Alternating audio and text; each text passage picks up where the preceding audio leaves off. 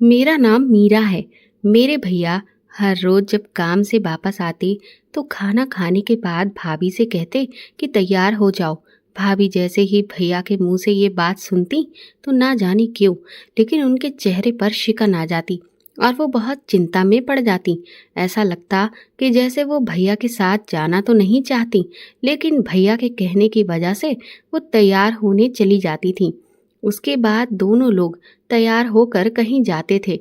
मेरी माँ भैया से पूछती कि तुम बहू को लेकर कहाँ पर जाते हो, तो भैया रोज माँ से एक ही बात कहते कि बगल वाले गांव में एक बहुत बड़े सिद्ध बाबा आए हुए हैं और उन्होंने मुझसे कहा है कि अगर मैं कुछ महीनों तक लगातार अपनी पत्नी के साथ उनके यहाँ पर आकर उनकी बताई हुई साधना करूँगा तो मेरी नौकरी में दिन रात खूब तरक्की होती जाएगी। लेकिन अजीब बात ये थी कि भाभी जब भी लौटती तो उनसे चला भी नहीं जाता और वो बहुत थकी होती। भाभी की हालत देख मुझे दाल में कुछ काला लगा और मैंने फैसला कर लिया था कि मैं देख कर ही रहूंगी कि भला ऐसी कौन सी जगह है जहाँ पर ऐसे सिद्ध बाबा आए हुए हैं। एक दिन मैं यही सब जानने के लिए अपने भैया के पीछे पीछे गई, तो मैंने जो कुछ देखा मेरी रूह कांप गई, क्योंकि वहां पर तो भाभी के साथ मैं भैया के साथ खाना खाने बैठ गई थी। भैया ने खाते हुए ही भाभी से कहा, पायल जल्दी से तैयार हो जाओ। ये सुनते ही माँ के माथे पर बल पड़ गए थे। भाभी जो बैठी हुई रोटियां सेक रही थी, एकदम से उनके हाथ से चिमटा छूट गया और वो सवालिया नजरों से भैया की तरफ देखने लगी। लेकिन फिर भैया ने उनसे न जाने आंखों ही आंखों में क्या कहा कि भाभी ने फिर तुरंत ही जल्दी जल्दी बाकी की रोटियां सेक कर निपटाईं और अपने हाथ धोकर कमरे में तैयार होने के लिए चली गई। माँ बिस्तर पर बैठी हुई थी। वो कहने लगी, बेटा आदर्श, ये तुम रोज रोज अपनी पत्नी को कहाँ लेकर जाते हो? आदर्श भैया ने बड़ी ही लापरवाही से माँ से कहा, कहीं भी तो नहीं, बस यहीं पास में ऐसे ही किसी काम से जा रहा हूँ। वैसे भी हमारे गांव में कोई घूमने जैसी जगह तो है नहीं। तो माँ ने थोड़ी सी सख्ती दिखाते हुए भैया से पूछा कि तुम मुझे साफ साफ बताते हो या फिर मैं अपना तरीका अपनाऊं। इस पर भैया थोड़ा सा सहम गए और कहने लगे कि वो दरअसल बगल वाले गांव में एक बहुत बड़े सिद्ध बाबा आए हुए हैं। वो उस गांव के जंगल वाले इलाके में कुटिया डालकर साधना करते हैं। मैं उनके पास ही जा रहा हूँ, क्योंकि सुना है कि उनके पास बहुत शक्तियाँ हैं और जिस किसी को भी उनका आशीर्वाद मिल जाता है उसे जो चाहिए वो प्राप्त हो जाता है। मैं अपनी नौकरी में तरक्की चाहता हूँ, इसीलिए मैं उनके पास जा रहा हूँ। इस पर माँ कहने लगी कि तो तुम्हारी नौकरी में तरक्की के लिए तुम्हें उन बाबा के पास जाना चाहिए, लेकिन तुम बहू को साथ में लेकर क्यों जा रहे हो? इस पर आदर्श भैया माँ से बोले, दरअसल जब मैं उनके पास अपनी इच्छा लेकर गया था तो उन्होंने मुझे ये बात कही कि मेरी तरक्की तभी हो सकती है जब मैं अपनी पत्नी को कुछ महीनों तक लगातार उनके पास ले जाकर साथ में बैठकर हम दोनों पति पत्नी साधना करें और उनके दिए हुए मंत्रों का जाप करें। इसीलिए मुझे पायल को अपने साथ ले जाना पड़ेगा। अचानक ही ये बात भैया के मुंह से सुनकर मैंने भी अपनी थाली फटाफट धोकर रखी और किचन से बाहर निकलकर भैया की बात सुनकर दंग रह गई। मैंने भैया से कहा कि क्या सच में बगल वाले गांव में चमत्कारी बाबा आए हुए हैं? तो भैया कहने लगे, हाँ सच कह रहा हूँ मैं, वहाँ पर बहुत बड़े सिद्ध बाबा आए हुए हैं।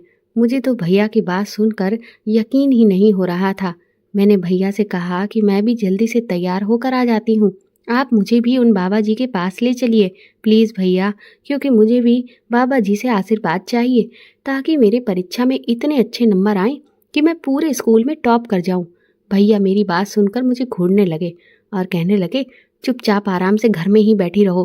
परीक्षा में नंबर बाबा जी के आशीर्वाद से नहीं आने वाले हैं, बल्कि खूब मेहनत से पढ़ाई करके आते हैं, समझी? आदर्श भैया ने मुझे बुरी तरह से डांट दिया था। मैं उनसे नाराज होकर मुंह फुलाकर अपने कमरे में चली गई थी। भाभी थोड़ी देर के बाद तैयार होकर भैया के साथ जाने के लिए कमरे से बाहर निकल आई थी और भैया भाभी दोनों ही घर से चले गए थे। उनके घर से निकलते ही माँ की बड़बड़ाहट शुरू हो गई थी। माँ कह रही थी कि अपनी पत्नी को घुमाने के लिए सिद्ध बाबा का झूठ बोल रहा है। मैं सब जानती हूँ कि ये दोनों ये बहाना करके कहाँ जाते हैं। ये जो मेरा बेटा अपनी चालाक पत्नी को सैर सपाटा कराने और चाट गोलगप्पे खिलाने ले जाता है, इसकी पत्नी है ही चालाक। मेरे मासूम से बेटे को भी अपनी तरह चालाक बना दिया है। वैसे देखो तो घर में किस तरह से मासूम बनी रहती है। मेरे सीधे साधे बेटे को अपने इशारों पर नचाती है और मेरा बेटा हमेशा अपनी पत्नी का गुलाम बना रहता है। मैंने देखा था जब भी भैया और भाभी घर वापस लौट कर आते थे तो भाभी की हालत बहुत ज़्यादा अजीब होती थी और उनकी सांस भी फूल रही होती थी, लेकिन दोनों के चेहरे पर एक अजीब सा संतोष का भाव होता था। भाभी घर में आते ही अपने कमरे में आराम करने के लिए चली जाती थी। 1 घंटे के बाद जब वो कमरे से बाहर निकलती तो बिल्कुल ठीक लगती थी। भैया के चेहरे पर भी एक अजीब सी मुस्कान होती थी। मुझे ये सोचकर हैरत होती कि सिद्ध बाबा से मिलने इतनी रात को घने जंगल में जाने से भैया भाभी को क्या डर नहीं लगता है। उल्टा वो लोग तो ऐसा लगता था जैसे खुश होते हैं। कभी कभी तो मुझे ऐसा लगता कि क्या माँ ठीक कहती है, ये लोग बाहर घूमने फिरने और चाट खाने के लिए जाते हैं। इसीलिए जब भी माँ भैया और भाभी को खुश देखती तो वो बुरी तरह से भड़क उठती थी। इसका कारण ये भी हो सकता था कि माँ को पायल भाभी शुरू से ही बिल्कुल भी पसंद नहीं थी। हमारे घर की भी वही कहानी थी जो दूसरों के घरों की होती है। मेरी माँ भैया की शादी अपनी मर्जी के मुताबिक अपनी पसंद की लड़की से करवाना चाहती थी, लेकिन भैया ने तो भाभी को पसंद कर लिया था और उसके बाद उन्होंने माँ से भाभी के लिए रिश्ते के लिए कहा, लेकिन माँ इस रिश्ते के लिए राजी नहीं हो रही थी। वो नहीं चाहती थी कि पायल भाभी की शादी मेरे भैया के साथ हो जाए। जब माँ भैया के इस रिश्ते पर राजी नहीं हो रही थी तो भैया ने अपनी मर्जी से ही भाभी को भगाकर शादी कर ली और शादी करने के बाद वो उन्हें घर ले आए। अब आदर्श भैया माँ के इकलौते बेटे थे और वही हमारे घर में अकेले कमाने वाले थे। वो भैया को अपने आप से दूर नहीं कर सकती थी, इसीलिए उन्होंने उनको इस गलती के लिए माफ़ तो कर दिया, लेकिन वो आज भी भाभी को इस सब का कसूरवार ठहराती हैं और उनसे नफरत करती हैं। माँ का बिहेवियर भाभी के साथ बिल्कुल अच्छा नहीं रहता। हम 2 बहनें थे और एक आदर्श भैया। मेरी बड़ी दीदी का नाम गीता था। मेरे पिताजी तो बीमार रहते थे और उनकी हमेशा दवाइयाँ ही चलती रहती थी। उनकी तबीयत कभी भी बिगड़ जाती थी। इधर माँ पिताजी की वजह से बहुत परेशान रहती थी, क्योंकि हमेशा मेरे पिता बीमार रहते और उनकी दवाइयों और इलाज में काफ़ी सारा पैसा खर्च हो जाता था। माँ का कहना था कि मेरा एक ही बेटा है और उसकी शादी मैं अपनी पसंद के मुताबिक करूँगी, लेकिन भैया ने माँ के सपने को चकनाचूर कर दिया था। मैं तो अभी पढ़ाई कर रही थी, मेरा इस साल इंटर होने वाला था। अब मेरे भैया भाभी की शादी को 6 महीने होने वाले थे। मैंने जब से होश संभाला था माँ और पिताजी को हमेशा छोटी छोटी बातों पर लड़ते हुए ही देखा था। मेरी दीदी की तो शादी हो गई थी, अब सिर्फ मैं ही कुंवारी बची थी, लेकिन मैं जल्दी शादी नहीं करना चाहती थी। मैं खूब पढ़ लिख कर कोई अच्छी नौकरी करना चाहती थी, मगर हमारे गांव में लड़कियों को नौकरी नहीं करने दिया जाता था। लेकिन मुझे तो नौकरी करती हुई लड़कियां बहुत पसंद थी। मेरे पिताजी तो चाहते थे कि मैं खूब पढ़ूं लिखूं, लेकिन माँ हमेशा यही कहती थी कि लड़कियां घर गृहस्थी संभालती हुई अच्छी लगती हैं। मेरी माँ बहुत ही पुराने ख्यालों वाली औरत थी और वो चालाक सासों की तरह हमेशा मेरी भाभी को तंग करती रहती थी।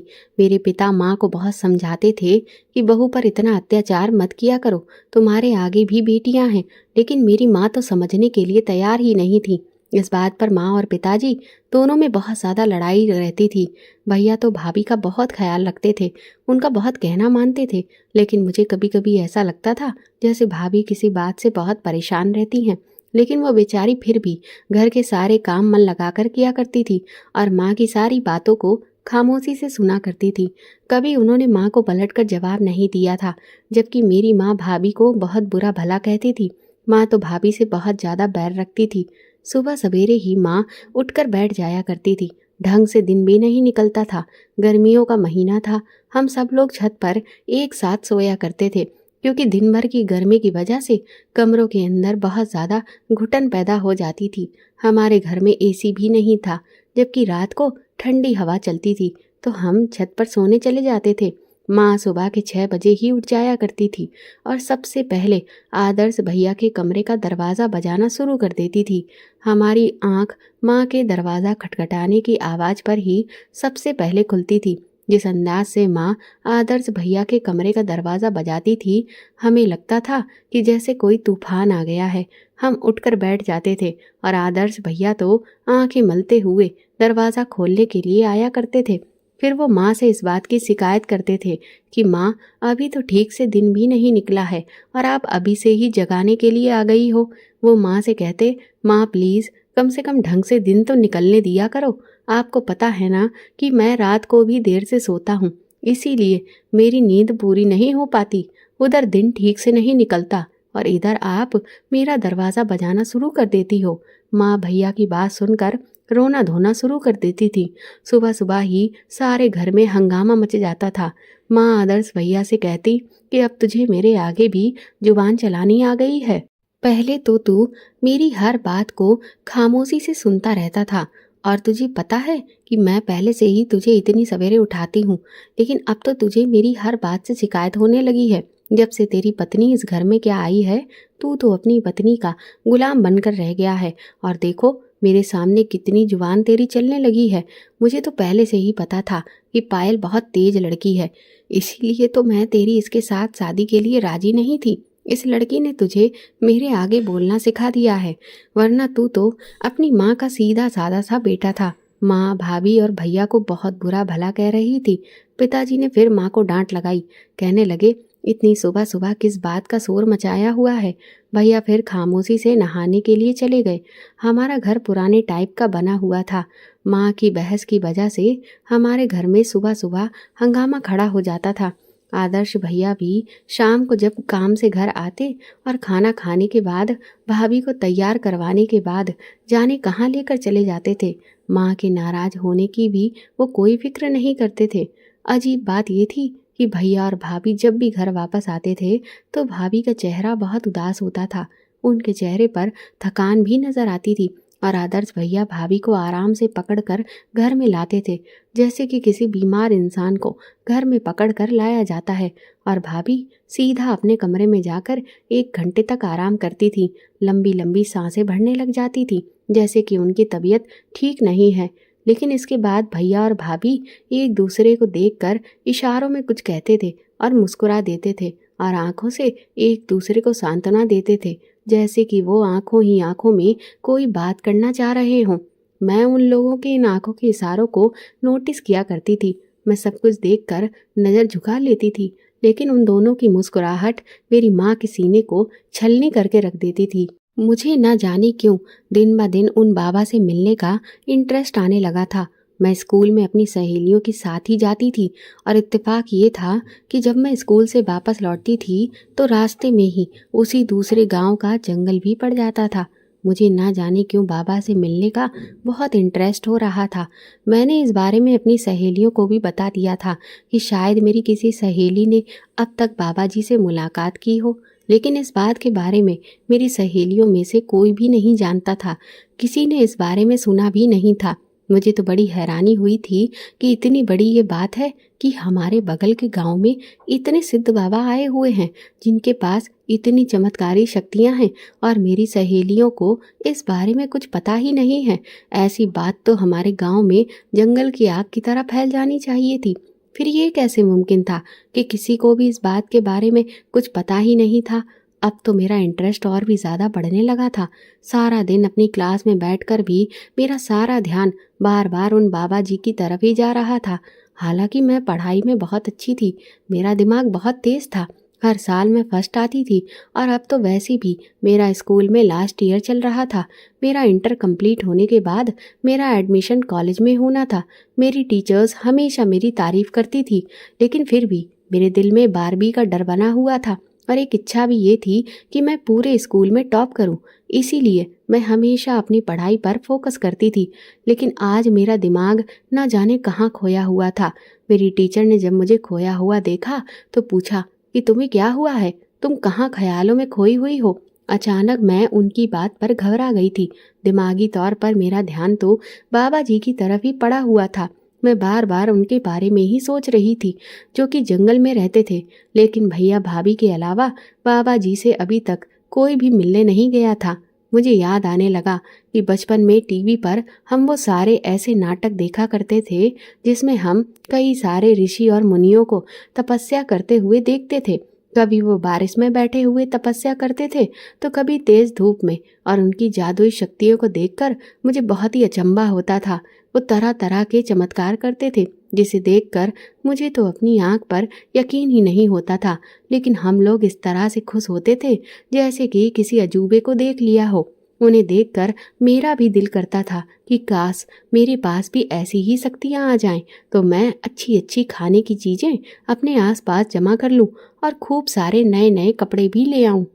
मैंने अब तक ऐसे चमत्कारी बाबा को सिर्फ या तो टीवी में देखा था या उनके बारे में किताबों में पढ़ा था, लेकिन अभी तक ऐसे बाबा को मैं अपनी आंखों से साक्षात नहीं देख पाई थी।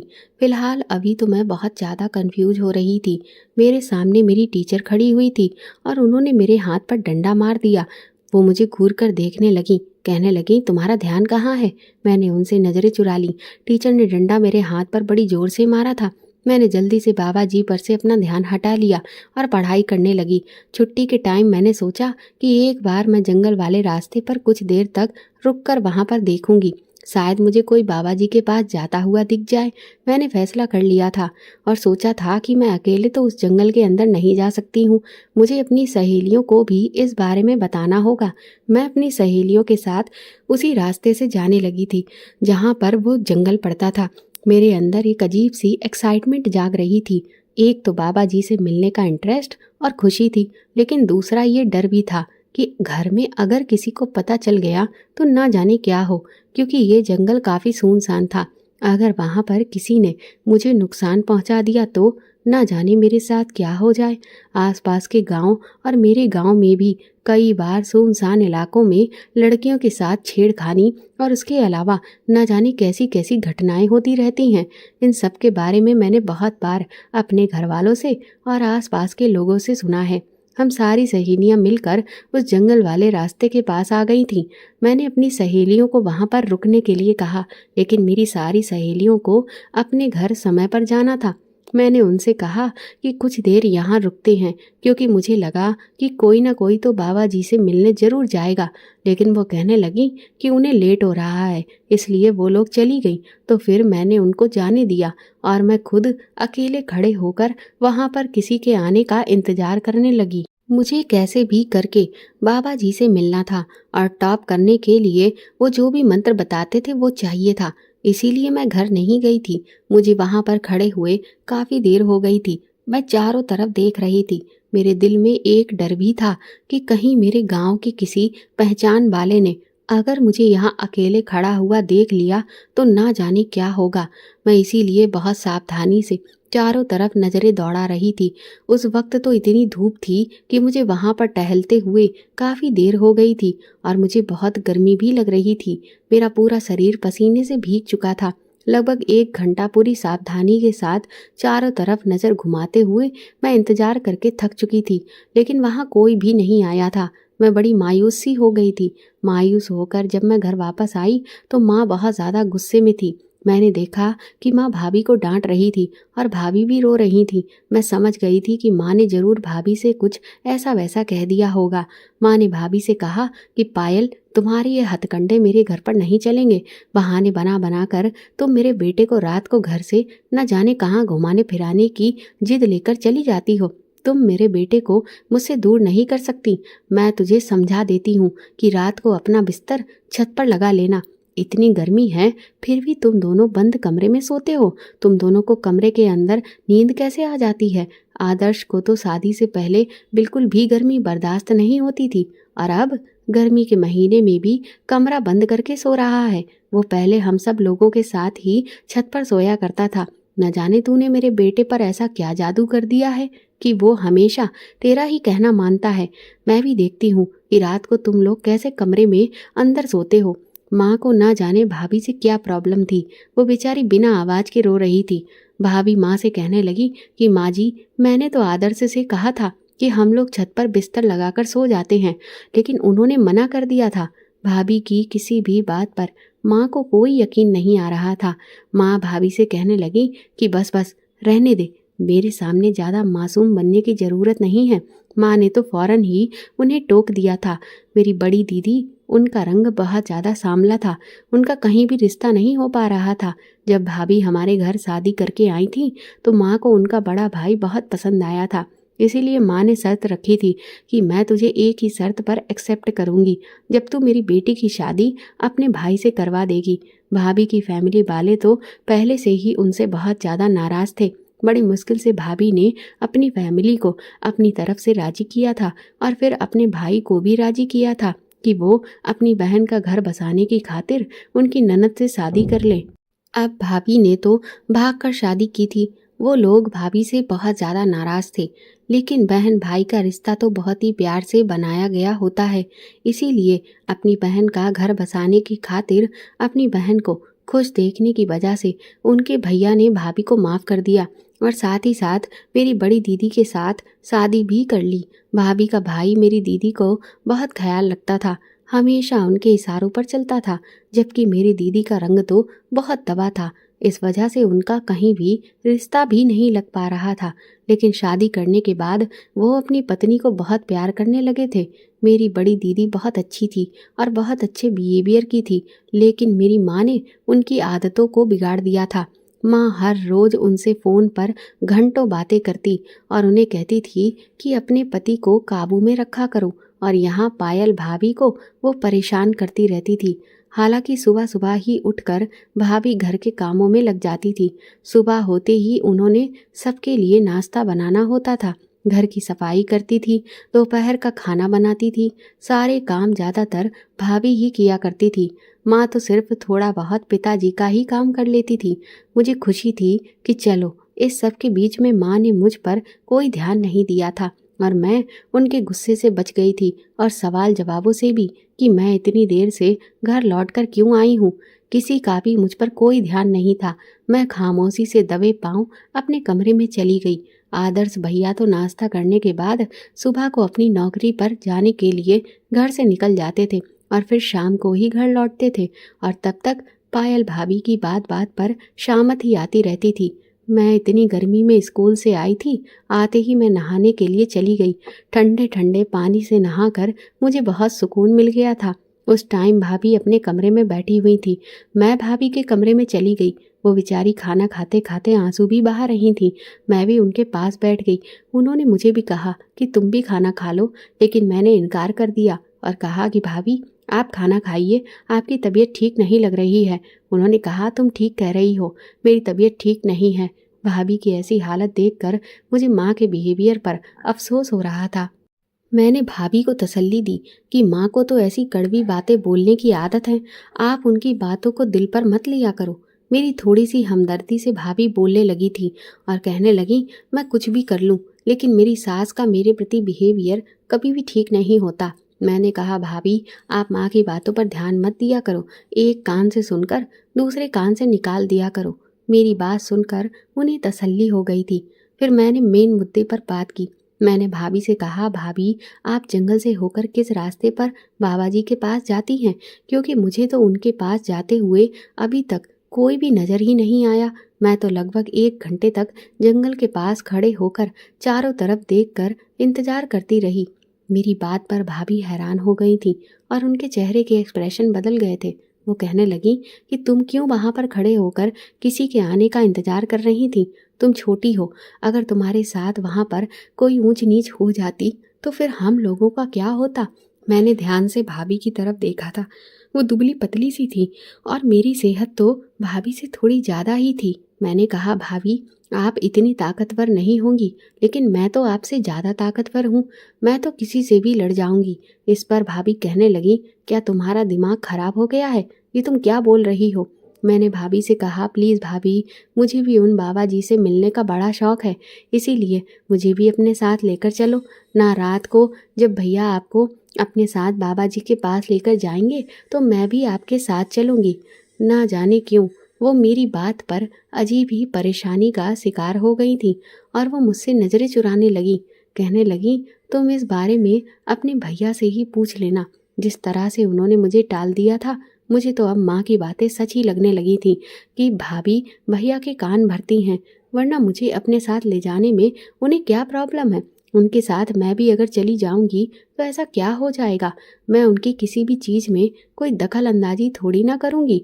चुपचाप एक तरफ बैठ जाऊंगी और जब उनकी साधना पूरी हो जाएगी तब कहीं मैं बाबा जी से अपने लिए बात करूंगी। लेकिन वही हुआ जिसका मुझे शक था। भाभी के इशारे पर भैया मुझ पर बरस पड़े। कहने लगे कि मैं तुम्हें अपने साथ लेकर नहीं जाऊंगा। अब तो मुझे भी भाभी पर गुस्सा आ गया था। मेरे दिमाग में फिर एक ऐसा आइडिया आया कि मेरे होश से उड़ने लगे थे। पता नहीं ये कैसे बाबा जी हैं जिनसे मिलने के लिए सिर्फ भैया भाभी ही जाते हैं, वो भी रात को। और फिर भैया सिर्फ भाभी को ही अकेले लेकर उनके पास क्यों जाना चाहते हैं? और ऐसा भी नहीं है कि उनसे मिलने पूरे गांव में कोई और भी गया हो, सिर्फ भैया भाभी ही सबसे छुपकर रात में जाते हैं। और फिर उनसे मिलकर भाभी को ऐसा क्या हो जाता है कि जब वो घर वापस आती हैं तो उनसे ना तो ठीक से चला जा पा रहा होता है और ना ही उनकी तबीयत ठीक लग रही होती है। उन्हें बहुत ज़्यादा थकान होती है और भैया उनको पकड़ कर लाते हैं। और फिर जब 1 घंटे वो आराम कर लेती हैं फिर वो एक दूसरे को देखकर अजीब तरह से इशारे करते हैं। ऐसा क्या है कि भैया भाभी ही स्पेशली उन बाबा जी से मिलने जाते हैं?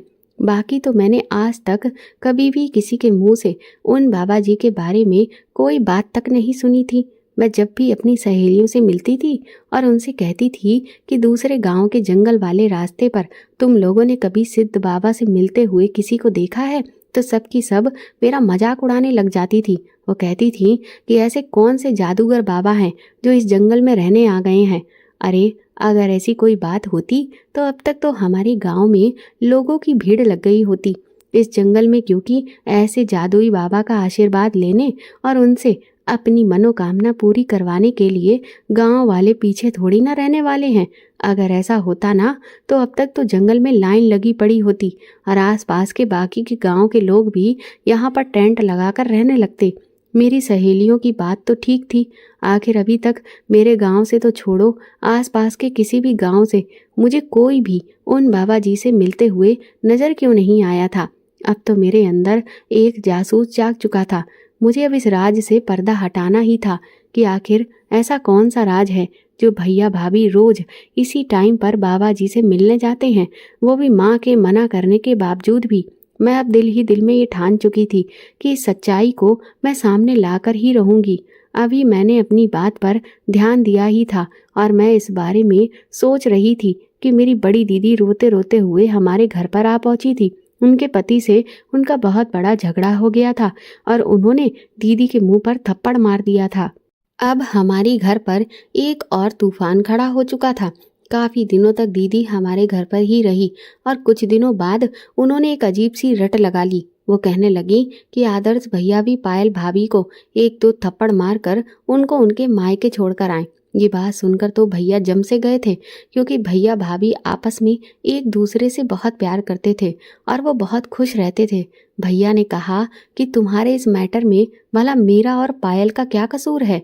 ये बात कहनी थी कि माँ तो भैया के पीछे ही पड़ गई। कहने लगी, हाँ तुम्हारी पत्नी तो बहुत मासूम है, मेरी बेटी का ही सारा कसूर है। मुझे अपनी बेटी की शादी इस मनूस के भाई के साथ करनी ही नहीं चाहिए थी। मुझे क्या पता था कि वो मेरी बेटी के साथ अत्याचार करता है, उस पर हाथ उठाता है। आदर्श भैया कहने लगे, आपकी बेटी ने ही कुछ गलत किया होगा, तभी तो इसका पति भी इस पर हाथ उठाने पर मजबूर हो गया है।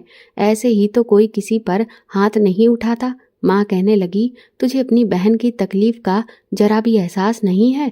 ये बात सुनकर पिताजी को भी गुस्सा आ गया था। उन्होंने भी माँ को डांट लगाई और कहा कि आदर्श बेटा ठीक कह रहा है। तू अपनी बेटी से फोन पर बात किया करती थी और उसको यही समझाती रहती थी कि अपने पति को हमेशा काबू में करके रखना। हर मर्द काबू में आने वालों में से नहीं होता। तेरी बेटी ने तेरा कहना मानकर ही अपने घर में लड़ाई झगड़ा पैदा किया होगा, तभी इसका पति इस पर हाथ उठाने पर मजबूर हो गया होगा। इस बात पर माँ और पिताजी दोनों में आपस में झगड़ा होने लगा था। हमारा घर तो ऐसा अखाड़ा बन गया था जहाँ पर हमेशा झगड़ा ही होता रहता था। लेकिन माँ और दीदी ने तो जिद बांध ली थी कि अब तो इस घर में तुम्हारी पत्नी तभी वापस आएगी जब ये अपने भाई को जाकर समझाएगी कि वो मेरी बेटी से आकर माफ़ी मांगे और उसे यहाँ से इज्जत के साथ लेकर जाए। भैया बहुत ही ज़्यादा परेशान हो गए थे। भला ये किस तरह की जिद थी? इस सब में भैया और भाभी का तो कोई कसूर नहीं था। भैया बार बार भाभी की तरफ देख रहे थे और भाभी का तो रो रो कर बुरा हाल था। भाभी खुद से ही आकर आगे बढ़ी और माँ से कहने लगी कि माँ जी, मुझे दीदी का दुख है, लेकिन भैया की सज़ा मैं क्यों भुगतूं? भाभी की बात बिल्कुल ठीक थी, लेकिन कुछ भी हो जाता, मेरी माँ अपनी जिद से हटने वाली नहीं थी। चाहे वो दोनों का रिश्ता ही क्यों ना ख़त्म करवा देती। अगर एक तरफ रिश्ता ख़त्म हो रहा था तो माँ, भाई और भाभी का भी रिश्ता ख़त्म करवाने पर तुल जाती। माँ पर तो पिताजी की भी किसी बात का कोई असर नहीं होता था। आदर्श भैया ने भाभी पर हाथ तो नहीं उठाया, लेकिन उन्हें सामान पैक करने को कहने लगे। बोले, पायल, जाकर तुम अपना सामान पैक करो, मैं तुम्हें तुम्हारे मायके छोड़कर आता हूँ। भाभी को इस बात पर बहुत गुस्सा आ गया था और वो कहने लगी, आदर्श, तुम मुझे किस बात की सज़ा दे रहे हो? भैया ने अपनी नज़र झुका ली थी। भैया माँ की जिद के सामने इनकार नहीं कर सकते थे। माँ को तो सिर्फ लड़ाई झगड़ा करने का मौका चाहिए होता था। माँ कहती कि अगर मैं अपनी पसंद की लड़की इस घर में लेकर आती तो वो मेरे घर को स्वर्ग बना देती। मैंने तो बेकार ही इसके भाई की शादी अपनी बेटी के साथ करवाई। कहीं और करवाती तो मेरी बेटी का घर भी खुशी खुशी बसा हुआ होता। माँ ने रो रो कर बुरा हाल कर दिया था। उधर पिताजी का गुस्सा ऐसी बातें सुनकर हाई हो चुका था। पायल भाभी रोते रोते अपना सामान पैक करके घर से जा चुकी थी, क्योंकि झगड़ा अब डाइवोर्स तक पहुंच चुका था।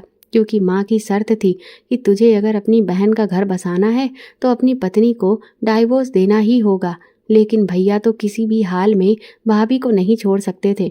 अब घर में हर दिन इस बात पर झगड़ा होने लगा था। रात के टाइम पर अचानक मेरी आंख खुली। मैंने देखा कि भैया के कमरे का दरवाज़ा खुला हुआ था और वो अपने कमरे में मौजूद नहीं थे।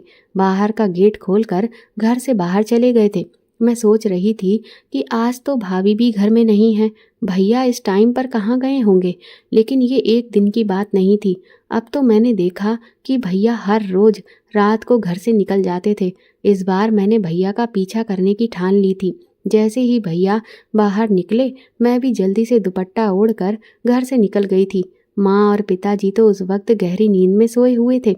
सड़कों पर गहरा सन्नाटा छाया हुआ था। मैंने देखा कि भैया भाभी के मायके की तरफ जा रहे थे, क्योंकि भाभी का मायका भी हमारे घर से थोड़ी ही दूरी पर था। इस टाइम वो भाभी के मायके की तरफ क्यों जा रहे थे?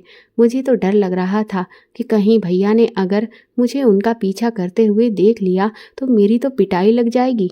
मुझे लगा कि कहीं भैया भाभी को मायके से बाबा जी के पास तो नहीं लेकर जाने वाले हैं। पहले भैया भाभी के घर गए। मैंने देखा कि भाभी दरवाजे पर ही खड़ी होकर भैया का इंतजार कर रही थी। उन्होंने अपने चेहरे को छुपाया हुआ था। वो दोनों हाथ पकड़कर चलने लगे। मैं भी उनका पीछा कर रही थी। वो दोनों जंगल वाले रास्ते के साथ लगी हुई सड़क पर चलने लगे थे। मुझे डर लग रहा था कि कहीं अचानक से कोई मुझे पकड़ ना ले और जंगल में ना खींच ले जाए। अगर ऐसा हुआ तो फिर मैं अपना बचाव कैसे करूंगी? मेरे दिल में आया कि मैं यहाँ से वापस लौट जाऊं, लेकिन मेरे अंदर बैठे शक ने मुझे ऐसा करने से नहीं दिया। मेरे अंदर तो बस ये जानने का इंटरेस्ट था कि भैया भाभी रात को बाबा जी से ही मिलने जाते हैं या फिर कुछ और करने जाते हैं। मैं उनके पीछे पीछे ही चल रही थी। भैया भाभी को लेकर पता नहीं कहाँ जा रहे थे। हम लोग चलते चलते काफ़ी दूर तक आ गए थे। मैंने तो ये रास्ता भी नहीं देखा था। मैं तो बस उनको फॉलो कर रही थी। मुझे डर भी बहुत लग रहा था, लेकिन मैं देखना चाह रही थी कि आखिर ये दोनों कहाँ जा रहे हैं और फिर इतनी रात को इनका यहाँ से जाने का क्या मतलब बनता है। ये सड़क बहुत लंबी थी। हम लोग चलते चलते काफ़ी दूर तक आ गए थे। तभी अचानक मुझे किसी चीज़ की हलचल महसूस हुई।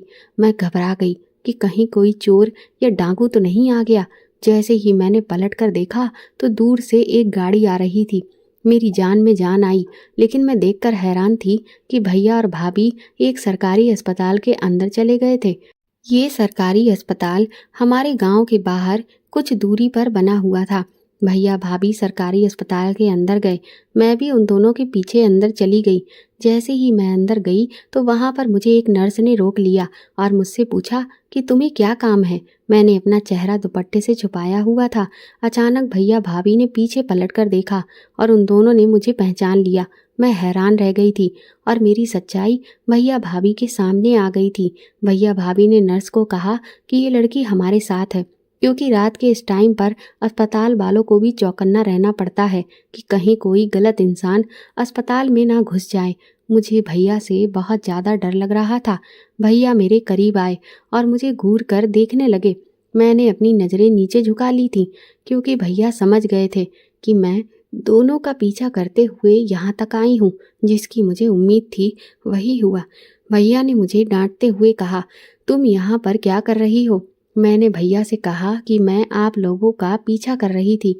मैंने घर में आपको बिस्तर पर मौजूद नहीं पाया तो मैं आपका पीछा करते हुए यहाँ तक आ गई। लेकिन अब आप मुझे ये बताइए कि आप दोनों यहाँ इस अस्पताल में क्या करने आए हो? भैया भाभी एक दूसरे का चेहरा देखने लगे। फिर भाभी ने भैया से कहा कि अब ये यहाँ तक हमारा पीछा करते हुए आ गई है तो हमें इसको सब कुछ बता देना चाहिए। मैं भी बड़ी हैरानी से भैया भाभी की तरफ देख रही थी। भाभी की आंखों में मुझे आंसू नजर आ रहे थे। भैया ने कहा कि तुम ही बताओ, हमारे घर में जो हंगामा रोज मचा रहता है और माँ करती है, इसमें मेरा और तुम्हारी भाभी का क्या कसूर है? माँ चाहती है कि मैं दीदी की खातिर पायल को डाइवोर्स दे दूं, लेकिन मैं ऐसा नहीं कर सकता। माँ ने ही तो जबरदस्ती पायल के भाई के साथ दीदी की शादी करवाई थी। हालांकि पायल का भाई शादी करने के लिए तैयार भी नहीं था, लेकिन वो सिर्फ अपनी बहन का घर बसाने की खातिर शादी करने के लिए तैयार हुआ था। अब जब वो अपने पति से लड़ झगड़ कर हमारे घर वापस आ गई है तो इसमें भी पायल का कोई कसूर नहीं है और सजा पायल को और मुझे दी जा रही है। तुम जानती हो कि मैं तुम्हारी भाभी से कितना प्यार करता हूँ। मैं इससे दूर नहीं रह सकता और मैं यहाँ अस्पताल में आज पहली बार नहीं आया। हर रोज मैं यहाँ अस्पताल में आता हूँ। तुम्हारी भाभी को एक अजीब तरह की बीमारी है जिसमें इसके शरीर की रोजाना मशीनों के द्वारा थेरेपी की जाती है। इस अस्पताल में सारी मशीनें मौजूद हैं। मैं हर रोज तुम्हारी भाभी को यहाँ थेरेपी के लिए लेकर आता हूँ। मुझे पता है कि माँ कभी भी हमें एक साथ घूमता हुआ नहीं देख सकती, इसीलिए मैं घर पर सिद्ध बाबा जी का बहाना बनाता था।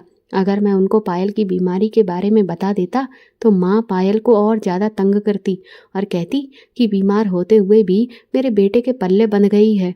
मैं नहीं चाहता था कि पायल की बीमारी की वजह से माँ उसे और ज़्यादा परेशान करे, इसीलिए मैं खामोशी से यहाँ पर चुपचाप पायल का इलाज करवा रहा हूँ।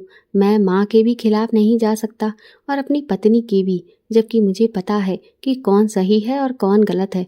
माँ ने जब कहा कि पायल को घर से निकाल दो तो मैं उनके कहने पर ही उसे उसके मायके छोड़ आया, क्योंकि मुझे अब ये और अच्छा मौका मिल गया था कि मैं रात को बहाने से पायल के मायके से उसे थेरेपी कराने के लिए ले जाया करूँगा और मुझे बाबा जी वाला झूठ भी नहीं बोलना पड़ेगा।